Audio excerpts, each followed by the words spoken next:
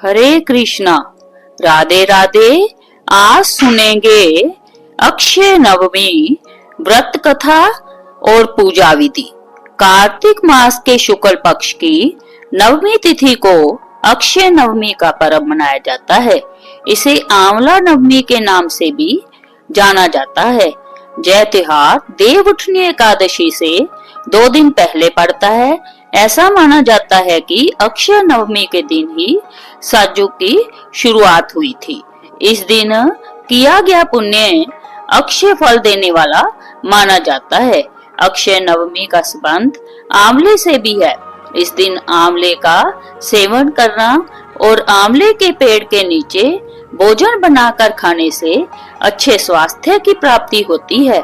अक्षय नवमी के दिन मथुरा और वृंदावन में परिक्रमा लगाई जाती है। अक्षय नवमी के दिन व्रत रखकर पूजा के दौरान कथा का पाठ करना जरूरी माना जाता है। कहते हैं कि व्रत कथा का पाठ किए बिना पूजा अधूरी रह जाती है। व्रत का पूर्ण फल लेने के लिए आइए सुनते हैं आंवला नवमी की व्रत कथा। कथा के अनुसार एक राजा था, उसका प्राण था। वह रोज 1.25 मन आंवले दान करके ही खाना खाता था। इससे उसका नाम आंवलिया राजा पड़ गया।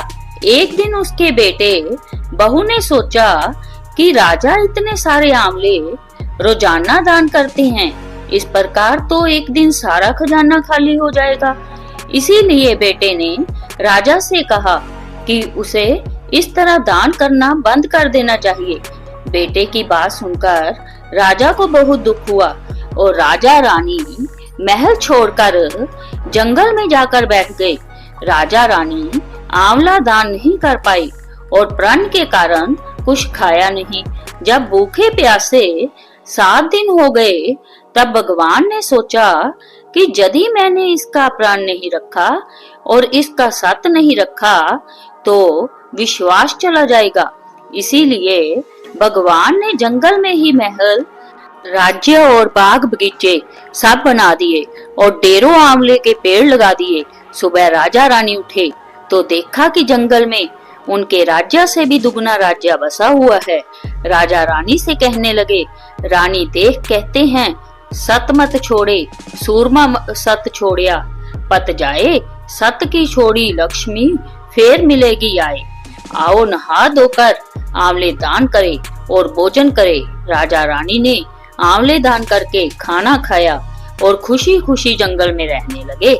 उधर आंवला देवता का अपमान करने व माता पिता से बुरा व्यवहार करने के कारण बहू बेटे के बुरे दिन आ गए।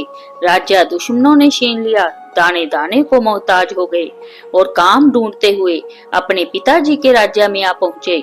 उनके हालात इतने बिगड़े हुए थे कि पिता ने उन्हें बिना पहचाने हुए काम पर रख लिया। बेटे बहू सोच भी नहीं सकते कि उनके माता पिता इतने बड़े राज्य के मालिक भी हो सकते हैं। सो उन्होंने भी अपने माता पिता को नहीं पहचाना। एक दिन बहू ने सास के बाल गूंथते समय उनकी पीठ पर मस्सा देखा। उसे यह सोचकर रोना आने लगा कि ऐसा मस्सा मेरी सास के भी था। हमने ये सोचकर उन्हें आंवले दान करने से रोका था कि हमारा धन नष्ट हो जाएगा। आज वे लोग ना जाने कहाँ होंगे। यह सोचकर बहू को रोना आने लगा और आंसू टपक टपक कर सास की पीठ पर गिरने लगे।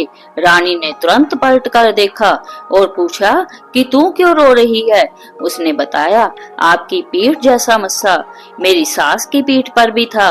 हमने उन्हें आंवले दान करने से मना कर दिया था, इसलिए वे घर छोड़कर कहीं चले गए। तब रानी ने उन्हें पहचान लिया, सारा हाल पूछा और अपना हाल बताया। अपने बेटे बहू को समझाया कि दान करने से धन कम नहीं होता बल्कि बढ़ता है। बेटे बहू भी अब सुख से राजा रानी के साथ रहने लगे। हे भगवान, जैसा राजा रानी का सत रखा वैसा सबका सत रखना।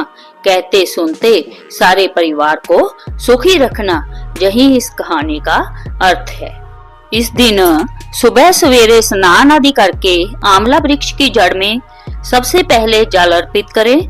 पीला कच्चा सूत या फिर मोली 5 या 7 बार लपेटे।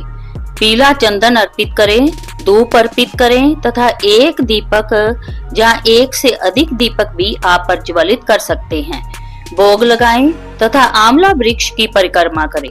ओम परमात्मने नमः या ओम नमो भगवते वासुदेवाय इस मंत्र का निरंतर जप करते रहें। इस दिन का किए गए पूजन का फल जन्म जन्मांतर तक समाप्त नहीं होता।